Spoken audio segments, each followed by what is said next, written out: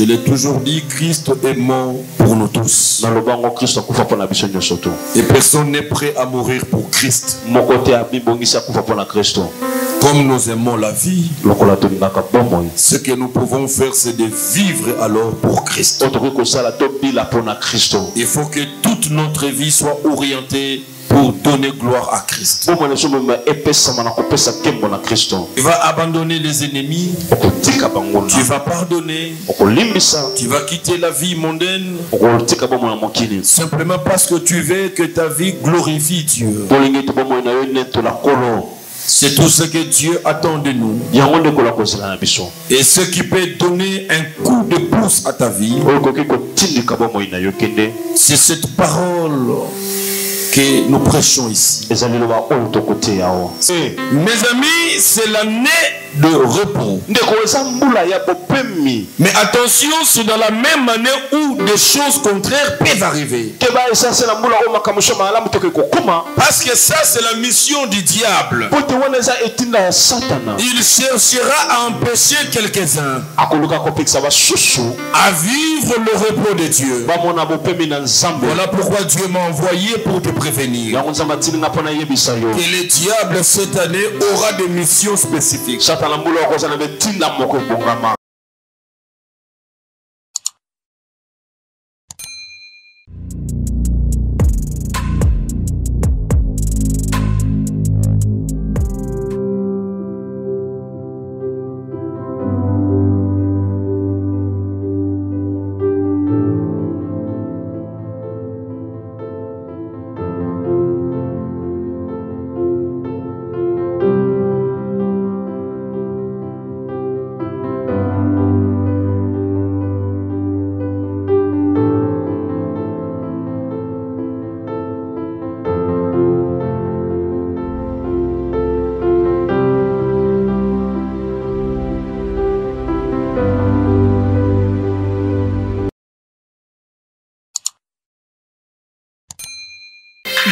Merci beaucoup, asseyez-vous. Nous bénissons le Seigneur. Nous bénissons le Seigneur pour ces jours. Nous témoignons publiquement de sa grâce pour que nous puissions nous revoir encore ce dimanche.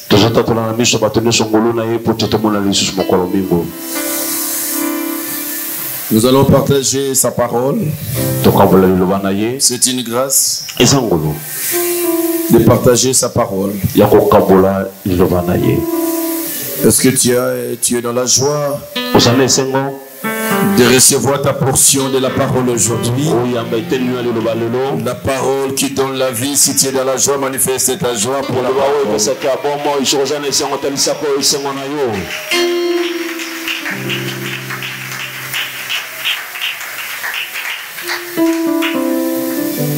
Les missions du diable contre ton repos.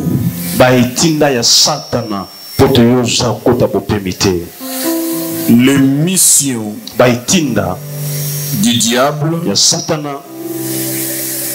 contre ton repos. C'est le thème que nous avions commencé depuis mercredi. Nous en avons encore parlé le vendredi. Et nous allons continuer aujourd'hui. Je suis triste pour ceux qui n'étaient pas là le mercredi et le vendredi. Parce que je ne sais pas comment tu peux rattraper ce que tu as raté. Le culte de dimanche, tu peux le retrouver dans notre chaîne YouTube. Mais le mercredi et le vendredi, nous ne filmons pas. Et voilà pourquoi je suis en train de te conseiller de ne pas rater le culte de la semaine. C'est la vérité, il se passe des choses merveilleuses que peut-être nous ne recevons pas le dimanche. Ne te fais pas un chrétien de dimanche. Je l'ai toujours dit, ce que tu oublies. Quand tu te fais un chrétien de dimanche, cela veut dire si tu viens tout le dimanche, dans une année, sur 365 jours, tu pries 52 fois.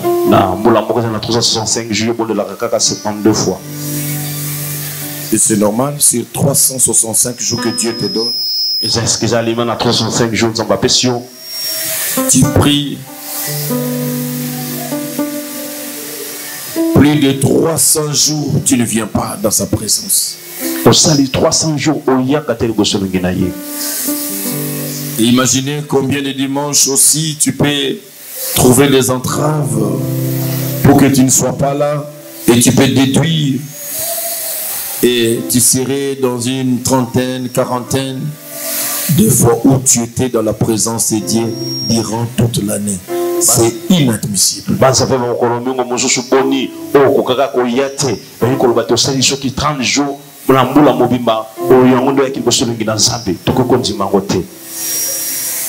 Ton travail te réclame chaque jour. Du lundi au samedi, du lundi au vendredi, chaque jour tu es au travail.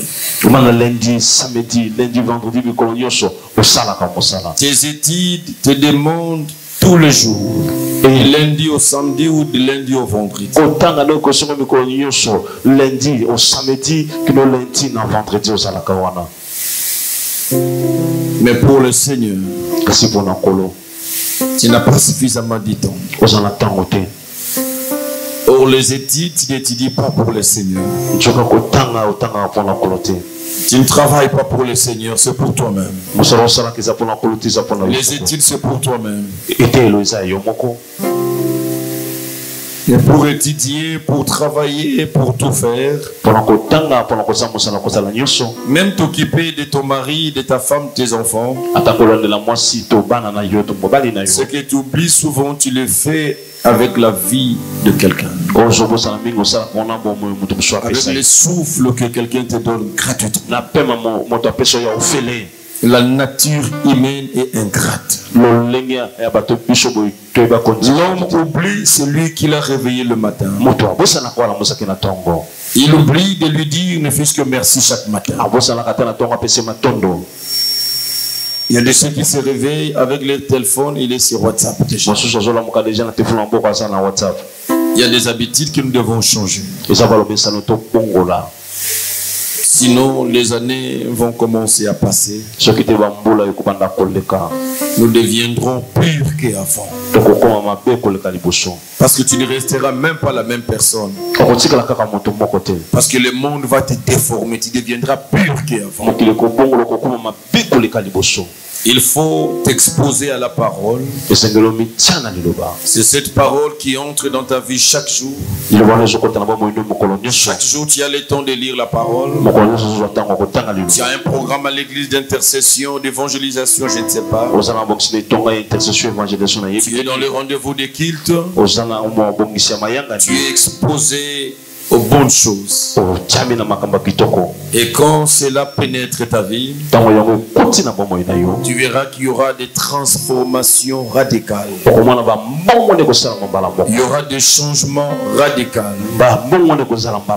Il ne faut jamais avoir honte de s'auto-évaluer.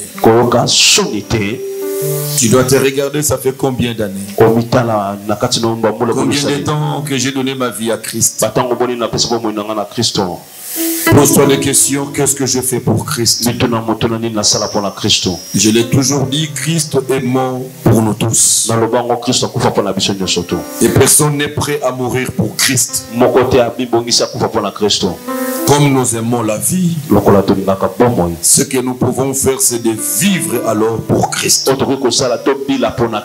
Il faut que toute notre vie soit orientée pour donner gloire à Christ.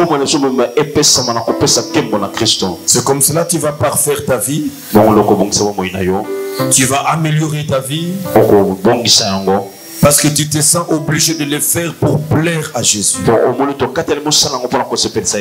Tu vas abandonner les ennemis. Tu vas pardonner. Tu vas quitter la vie mondaine. Simplement parce que tu veux que ta vie glorifie Dieu.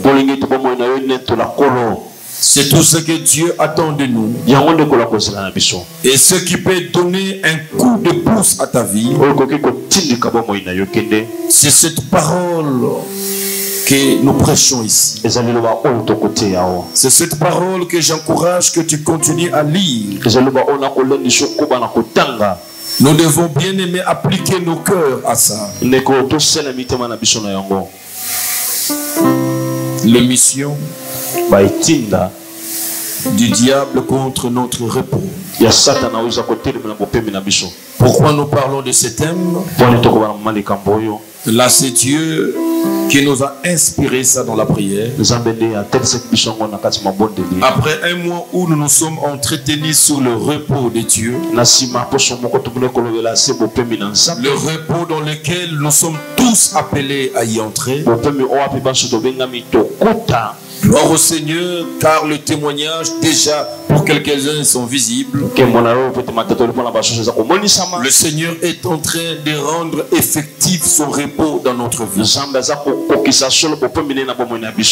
Et cela continue. Il faut que tout le monde sente dans sa vie et dans plusieurs domaines réellement le repos de Dieu. Nous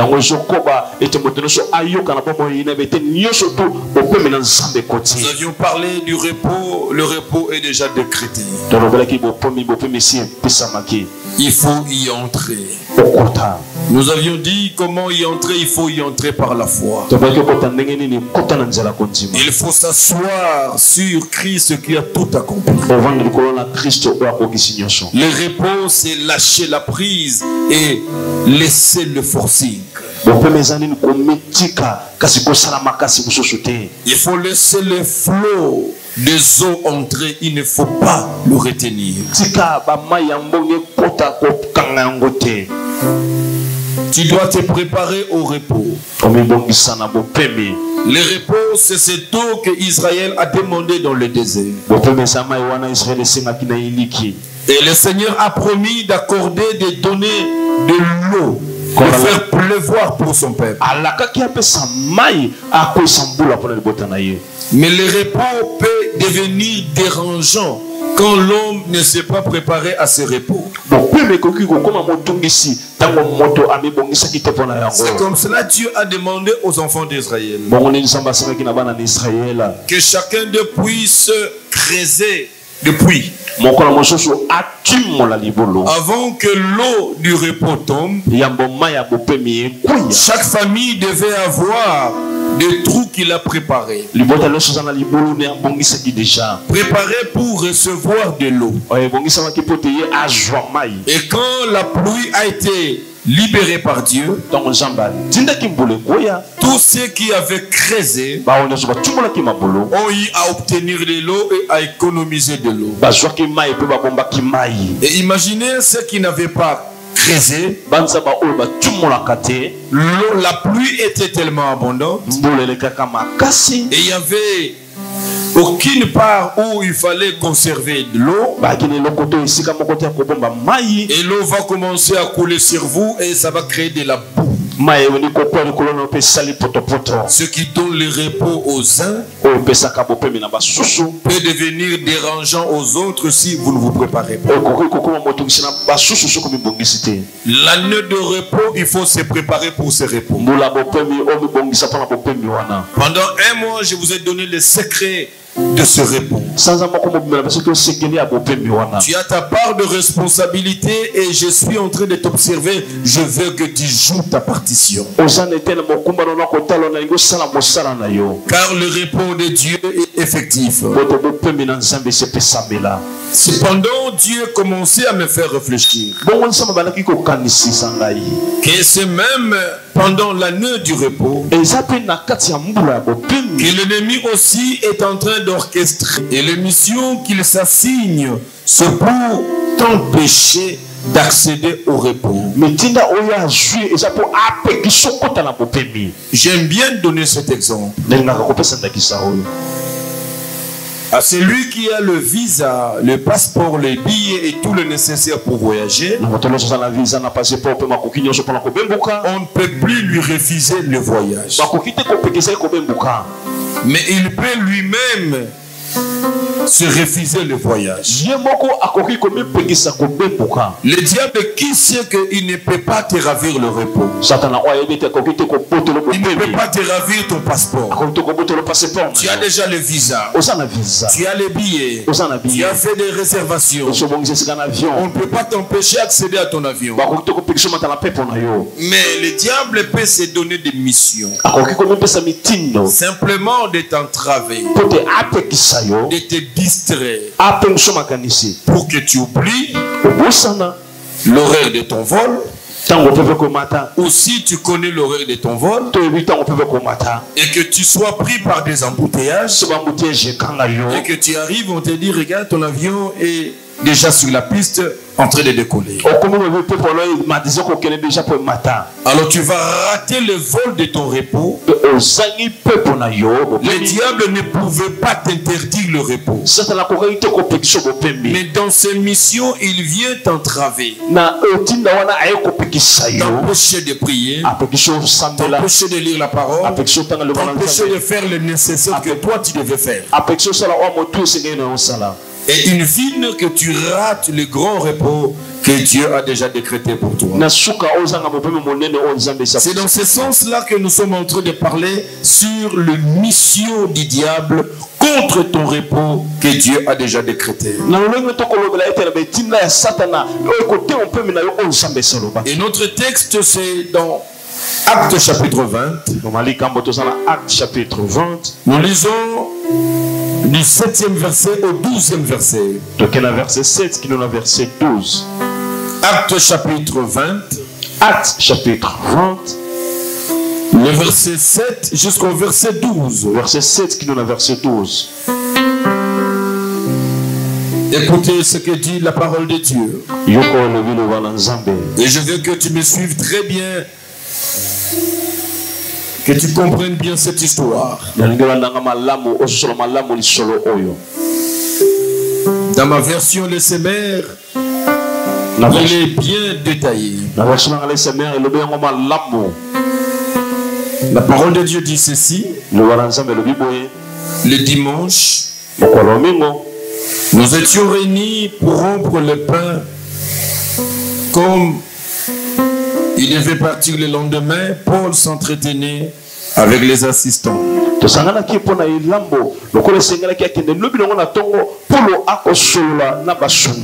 Et prolongeant son discours jusqu'à vers minuit, nous étions réunis à l'étage supérieur de la maison, éclairée par de nombreuses lampes.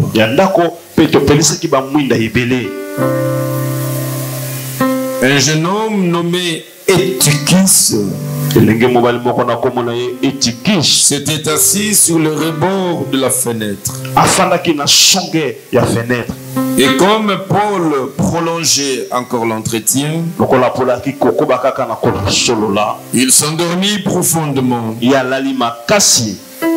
Soudain, dans son sommeil, il perdit l'équilibre et tomba du 3e étage. Quand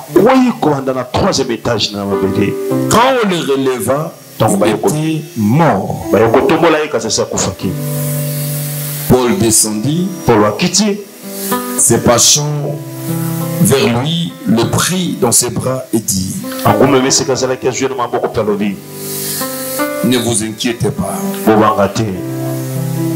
il est encore en vie.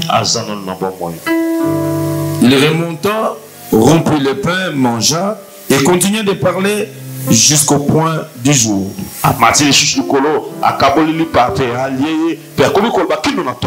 Puis il partit. Quant au jeune homme, il fut ramené chez lui, idem, au grand réconfort de tous.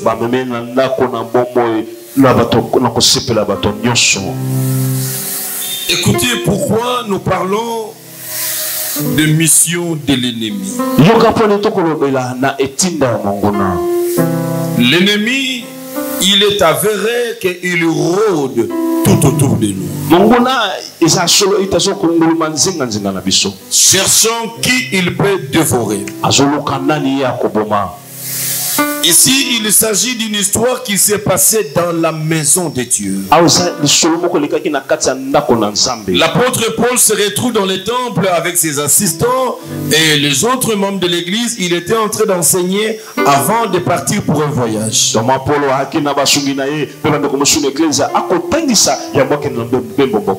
Et son discours, son message a été tellement prolongé jusqu'à ce que la nuit va tomber. Ils vont arriver vers minuit. Donc, ici, on explique que le fait que il se retrouvait au bon endroit, il était en train d'écouter un bon message. Il était dans le lieu où coulait la grâce et la puissance de l'Éternel. Il était dans l'endroit où il pouvait tout obtenir, mais pas la mort. Il était dans l'endroit du repos. Et l'apôtre Paul, comme moi je l'ai fait aujourd'hui, il était en train de prêcher. Vous voyez des gens qui dorment à l'église. Ce sont des cousins de Tikis. Donc ça a commencé à la Bible. Maman est Tikis, frère est Tikis. Il faut cesser de dormir à l'église, sinon on va te changer de nom. Et frère et Tikis dormaient à l'église. L'église, le lieu où le repos de Dieu coulait. Il commence à dormir. La Bible dit quand il dort, il ne pouvait plus continuer à écouter ce que Paul enseignait. La grâce de Dieu, la manifestation de sa puissance n'est pas que par la parole de Dieu. C'est en écoutant la parole de Dieu que nous sommes exposés à vivre le bénéfice de cette parole. S'empêcher d'écouter la parole de Dieu, bien-aimé, ce n'est pas une bonne chose. Il ne faut jamais arrêter d'écouter la parole de Dieu. Ne te déconnecte pas de la parole de Dieu. Même quand la prédication traîne, même quand la prédication est longue, elle est longue pour te donner la vie. Elle est longue pour t'apporter le bonheur. Elle est longue pour ton miracle. Il ne faut jamais se déconnecter. Mes amis, c'est l'année de repos. Mais attention, c'est dans la même année où des choses contraires peuvent arriver. Parce que ça, c'est la mission du diable. Il cherchera à empêcher quelques-uns à vivre le repos de Dieu. Voilà pourquoi Dieu m'a envoyé pour te prévenir que le diable cette année aura des missions spécifiques. Et Tichique, il avait reçu la parole comme tout le monde, la parole que Paul enseignait. Pendant que pour les uns, cette parole produisait la vie. Mais Tichique va se couper de la connexion de la parole. Quand on cesse d'écouter la parole, c'est le début des malheurs qui commence. Bien-aimé, les robinets de la parole ne doivent jamais s'arrêter dans votre vie. Chaque matin, vous devez avoir une portion de la parole qui doit vous guider. C'est pour cela que la Bible dit que cette parole, que ce livre de la loi ne s'éloigne pas de ta bouche. Médite-le nuit et jour. Nuit pour te guider pendant la nuit. Le matin pour te guider pendant la journée. Tu dois sortir de ta maison avec une parole. Tu dois t'éclairer pendant la journée. Parce que Psaume 119, 5 nous dit que sa parole est une lampe à nos pieds. Une lumière sur nos sentiers. Tu marcheras comment? Si tu n'as pas la lumière de la parole, chaque jour tu dois marcher. Tu dois prendre tes trajectoires à la lumière de la parole de Dieu. C'est ainsi qu'un homme spirituel n'a pas des itinéraires fixes, parce qu'il est dirigé par l'Esprit de Dieu. Je le vois moi-même quand je conduis. Et chaque jour et à tout moment, je n'ai pas les mêmes itinéraires. Et pourtant, j'ai le même trajet de la maison jusqu'au travail, de la maison à l'église. Mais parce que je suis guidé par la parole de Dieu. Il m'arrive, je vais prendre gauche, il me dit non, va tout droit, fais le contour. Je ne cherche pas à comprendre pourquoi il me dit de faire ça. J'obéis simplement. Et je marche de victoire en victoire. Loin des accidents, loin de ceci, loin de cela. Parce que sur mon sentier, c'est la parole qui me guide. Mes amis, l'ennemi est là. Quand est-il que c'est dans le kilo de ne pas écouter la parole pour dormir? La première des choses qui arrive, la grâce qui devait continuer à couler sur lui, cette grâce a cessé de couler. Parce que la grâce ne vient pas de la magie. Nous n'avons pas la magie, nous n'avons pas les gris-gris dans nos mains. Le miracle dont vous avez besoin, nous le déclarons dans la parole. Et bien aimé, celui qui écoute la parole, il continue à recevoir la grâce. La grâce va continuer à couler dans sa vie. Mes amis, ne refusez jamais la parole dans votre vie. Cet itinéraire, une faute fatale. Et chic, il préfère dormir. Il n'écoutait plus Paul. Vous devez avoir toujours un encadreur spirituel qui vous guide dans votre marche, qui vous dit des choses à faire. Bien aimé, le jour où vous allez commencer à marcher, vous n'avez plus les directives de votre pasteur, de votre dirigeant. Sachez-le que vous commencez à aller tout droit vers le mur. Vous devez toujours avoir des directives, des orientations. Quoi faire et quoi ne pas faire. Cela est extrêmement important. Eutychus ne savait plus écouter les directives.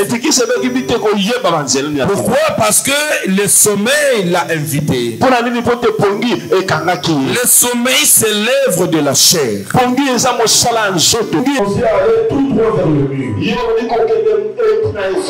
Vous devez toujours avoir des directives, des orientations. Quoi faire et quoi ne pas faire. Cela est extrêmement important. Et Tikis ne savait plus écouter les directives. Pourquoi? Parce que le sommeil l'a invité. Le sommeil, c'est l'œuvre de la chair. Le sommeil, c'est l'exigence de la chair. C'est pour cela que la Bible dit les désirs de la chair sont contraires aux désirs de l'esprit. Mon ami, chaque fois que Dieu aura besoin de toi, tu trouveras en toi le premier ennemi. Je l'ai toujours dit. Et j'aime bien que tu le retiennes. Ton premier ennemi n'est pas le diable. Ton premier ennemi est en toi-même. C'est ton corps. C'est ton corps qui est ton premier ennemi. C'est ton corps qui peut t'empêcher de voir Dieu. C'est ton corps qui peut t'empêcher à vivre le bonheur de Dieu. Il faut bien gérer son corps. Tu ne dois pas dormir quand il te dit de dormir. Pendant que je prêche, il y a des étudiants qui luttent avec le sommeil. Parce qu'il y a déjà une invitation VIP au sommeil. Lui ne dort que bien à l'église. Et après l'église, quand il commence à faire des bruits, là il commence à parler, il ne va plus dormir jusqu'à minuit. Mais si on l'invite seulement à la prière, ou même là où il est, à la maison, on vient commencer à prier, lui commence à dormir. Ça, ce sont les œuvres de la chair. Et chaque fois que la chair t'appelle en ça, la chair t'expose au danger. C'est ainsi que bien aimé, ce qui détruit l'homme et dans l'homme, c'est sa chair. Parce que ton esprit n'a pas été tiré de la terre. La partie infernale de l'homme, c'est sa chair. Cette chair a été tirée de la poussière. Et je ne peux pas t'appeler poussière, tu n'es pas poussière. On ne peut pas dire que non, je suis poussière, je retourne à la poussière. Moi, je ne suis pas poussière. C'est mon corps qui est poussière. La Bible dit, or dans l'homme, ce n'est pas la chair, c'est l'esprit. Le vrai moi, c'est l'esprit. Dieu n'a pas besoin de ce corps. C'est une carapace qui me permet de poser les actes sur cette terre. Et bien aimé dans la maison de mon père, il n'a pas besoin de ce corps. À cause de la fragilité, la dimension infernale de cette chair, Dieu n'en a pas besoin. Mais regardez comment le diable a renversé les valeurs. Les hommes travaillent nuit et jour pour leur corps. Pour leur corps. Regardez comment vous allez soigner votre corps.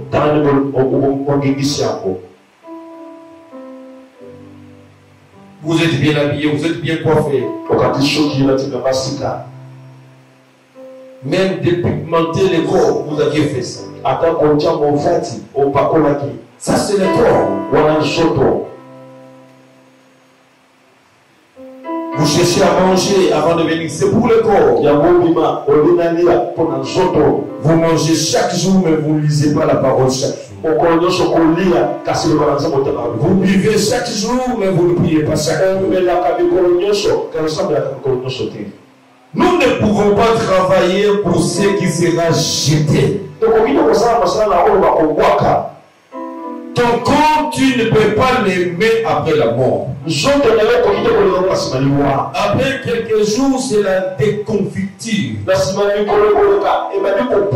Ton mari ne saura plus dormir avec ton propre corps dans la même chambre. Impossible. Ta femme mettra un masque pour s'approcher parce que tu commences à sentir mauvais. C'est ça la chair. Et l'homme est concentré à travailler pour sa chair. Les musiciens chantaient que Nzoto est sa commercité. Le corps va tout te demander. Tu feras tout pour ce corps. Il demeure insatisfait. Jusqu'à ce qu'il va te pousser à la mort. Le corps n'a jamais dit merci. Et il ne faut jamais travailler pour son corps. Le vrai toi, c'est l'esprit. C'est l'esprit que Dieu attend dans son royaume. C'est ce que Dieu veille. Mais c'est cet esprit qui est un corps mal nourri, mal entretenu. Pourquoi? Parce qu'on arrête, on ne veut plus écouter. Quand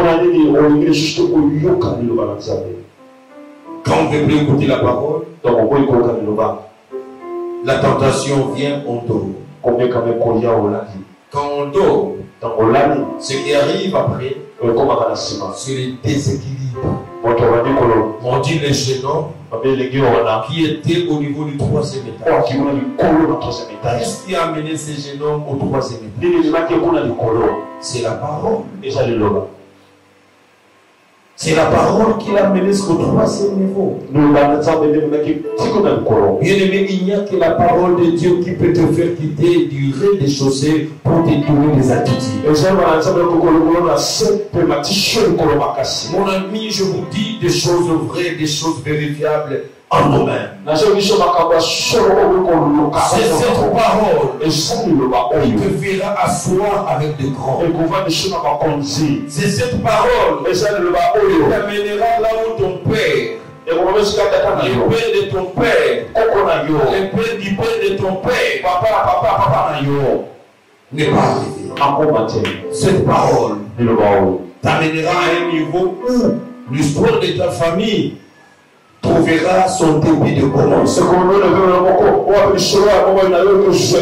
Cette parole, mes amis, te prendra toujours au rez-de-chaussée du fumier. Il tire les 10 champs.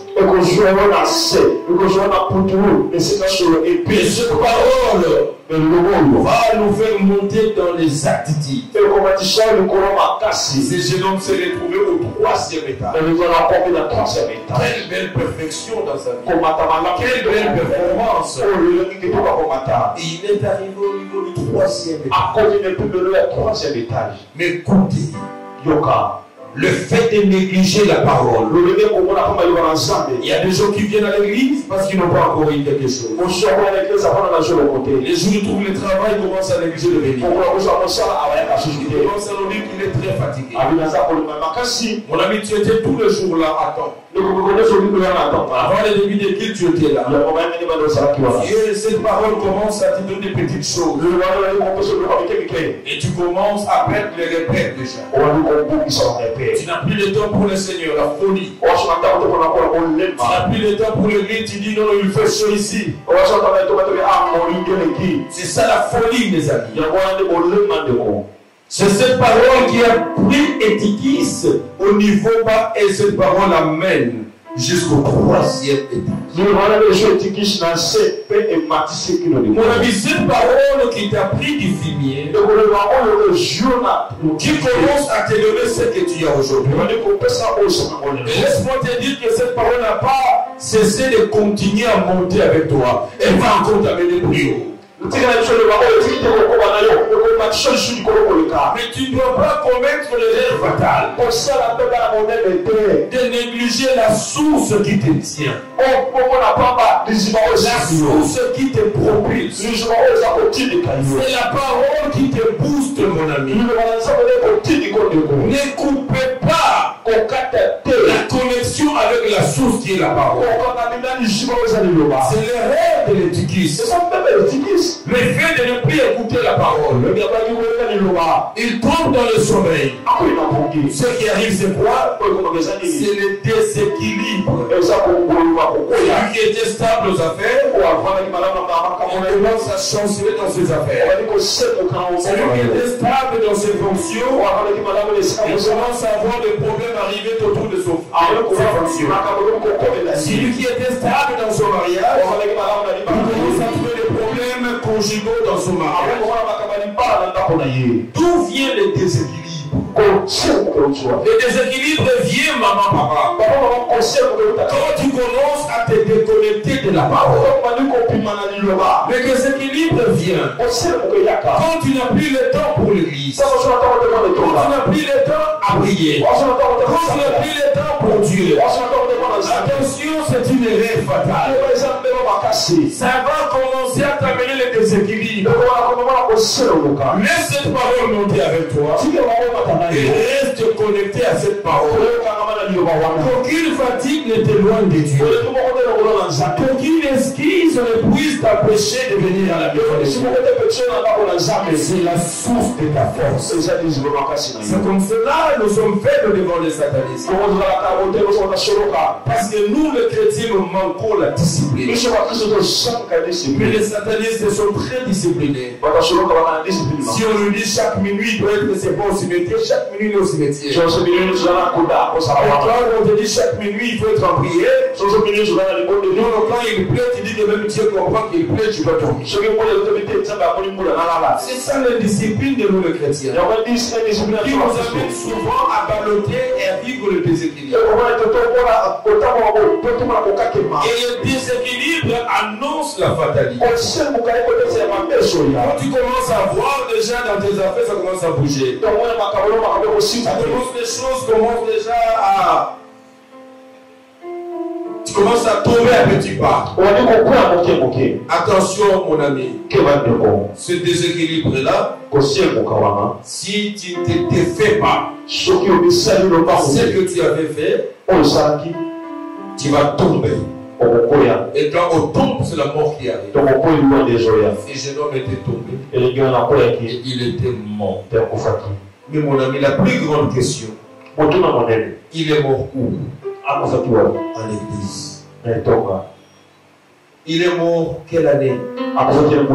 L'année du repos. Dieu a décrété le repos.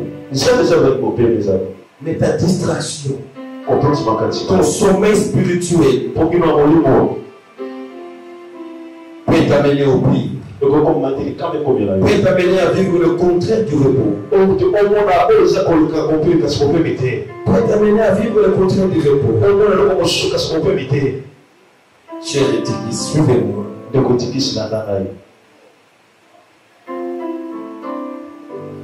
C'est déconnecté. Non, moi j'étais à l'église, je viens à l'église dès que je sais Dieu. Mais qu'est-ce qui arrive pendant que les autres témoignent? Le repos de Dieu. Et dans ta vie, c'est le contraire. C'est l'œuvre du mal. Comment à l'église il peut tomber et mourir? C'est Dieu qui le tue. Non. La mort ne vient pas de Dieu. Il a ouvert la porte au diable. Et le diable l'a poursuivi jusqu'à l'église. On a mis attention. Le diable n'a pas peur de l'église. Je l'ai dit au courant de la semaine. Le diable n'a pas peur de l'onction. L'onction n'est pas peur au diable. Ça, il faut bien retenir. Le don que tu as ne fait pas peur au diable. Non, non, c'est un grand prophète. Ça ne fait pas peur au diable.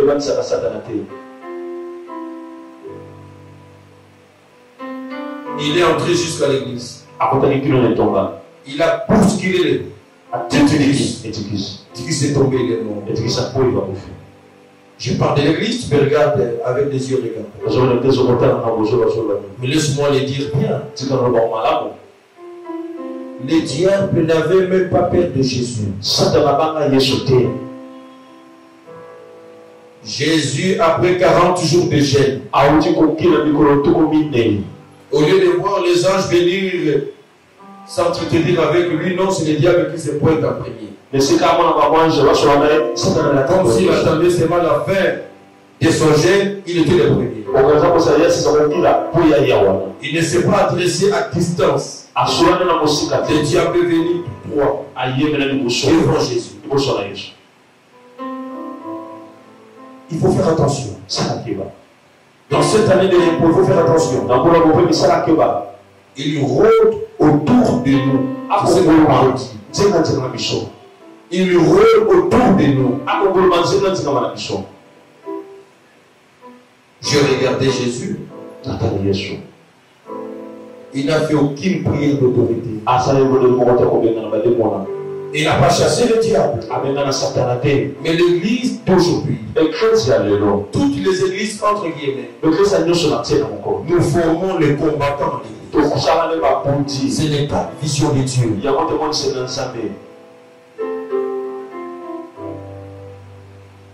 D'ailleurs, je l'ai dit, le diable, on ne le chasse pas. On ne chasse pas au nom de Jésus. Il a été vaincu par le nom de Jésus. Mais on ne le chasse pas par le nom de Jésus. Il viendra devant toi.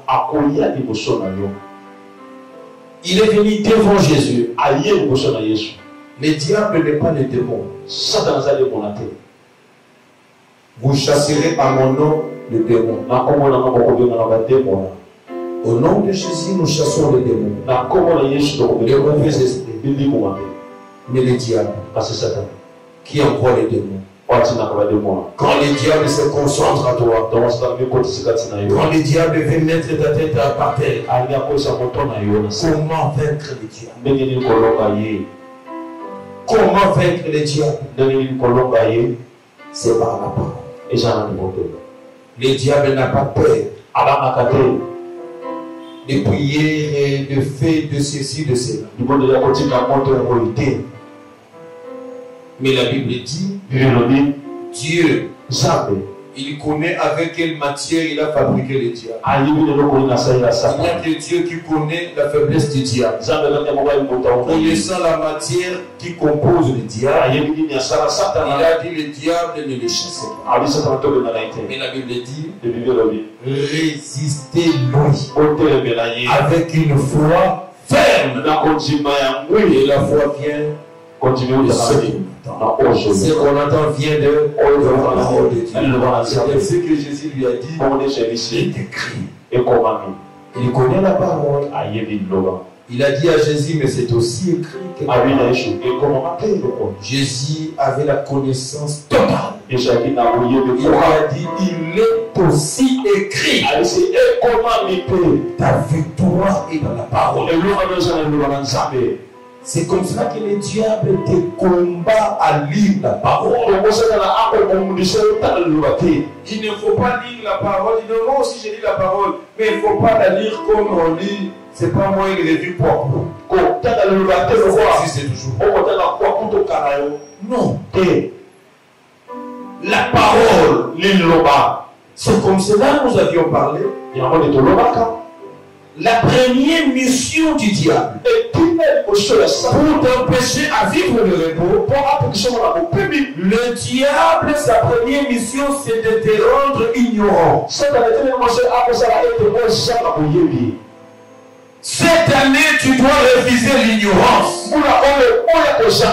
Cette année, tu dois avoir la connaissance de la parole de Dieu. Parce que ta victoire est dans la parole de Dieu. Mais le diable fera en sorte de te maintenir ignorant. Ignorant.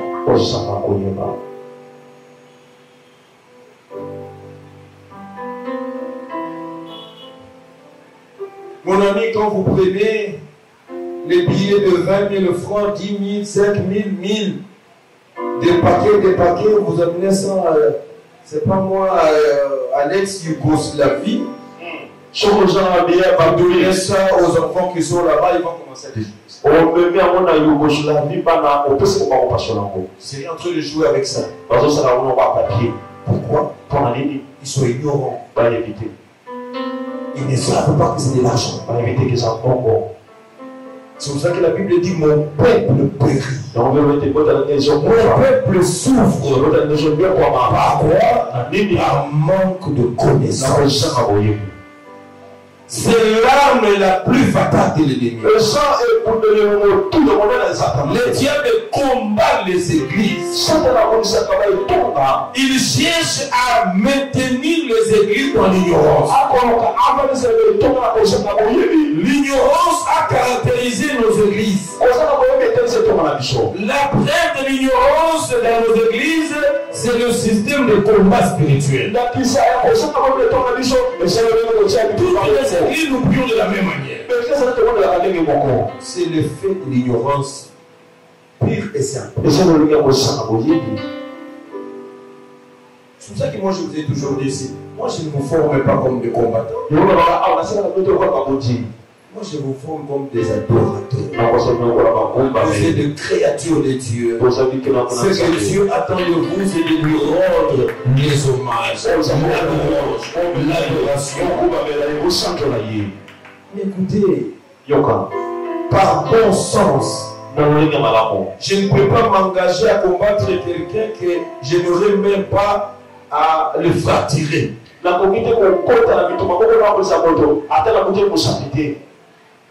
C'est pas mon combat.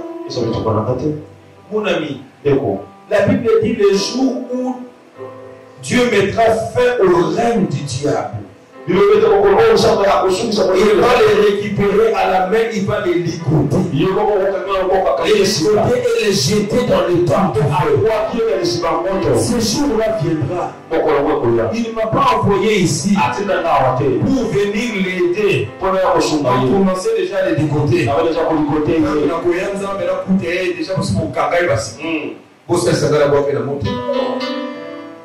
La Bible dit, le Fils de Dieu est apparu afin de détruire les œuvres du diable. Ce n'est pas ma mission, c'est la mission de Dieu. Jésus est venu pour détruire les œuvres du diable. Je dois considérer les œuvres du diable comme étant détruites et vaincues. Moi, je dois accéder dans le repos sachant que je suis plus que vainqueur.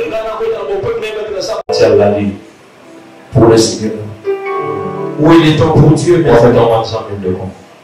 La discipline va t'exiger à te donner les œuvres de la prière. Dis-toi que là, on a encore 21.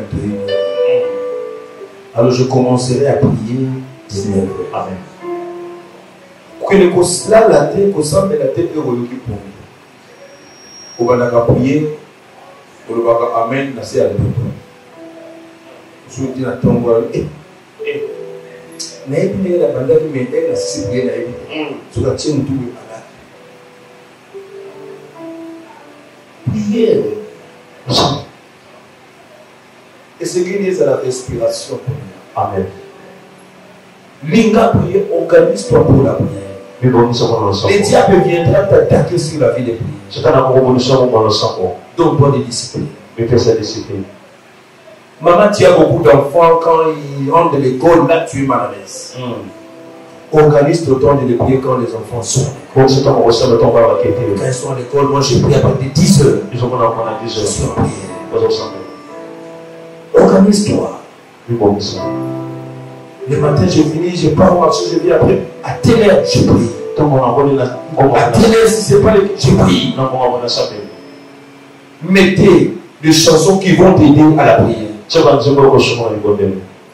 tu as la chaîneté, non. Il y aura une chanson qui va t'inspirer et pousser au sein. Amen. Il faut mettre les dispositifs qui vont te pousser à la prière. C'est très important. Vous sentez que l'on a prié les obatate.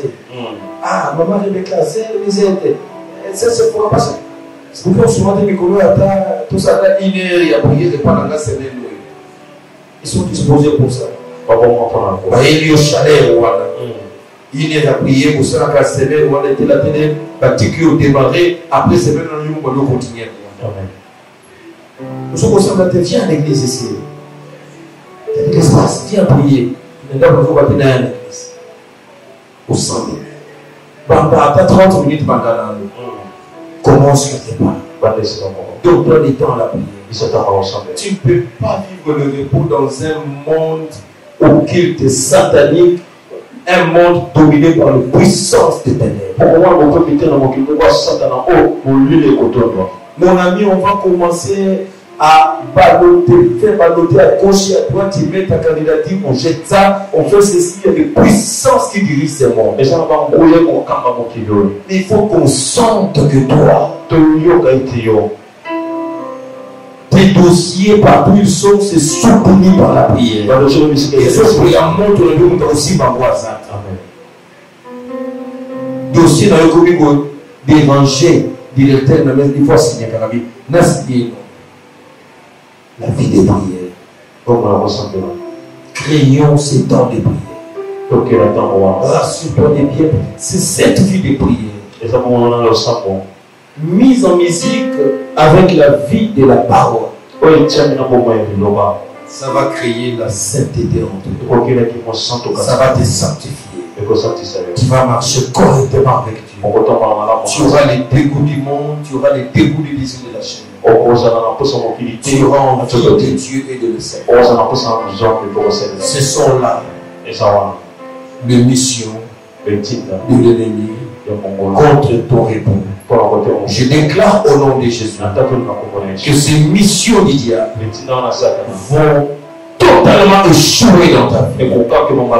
Le diable ne te dominera. Je déclare cette année, tu seras un homme de prière, une femme de prière. Tu seras un homme, une femme de parole. Je déclare cette année, l'argent n'aura pas de présenteur sur toi. Tu le mettras à la disposition de Dieu pour que les églises des cieux te soient ouvertes. Je prie Dieu cette année que autour de toi que tu discernes les vraies personnes à garder autour de toi et les mauvaises personnes qu'il faut quitter.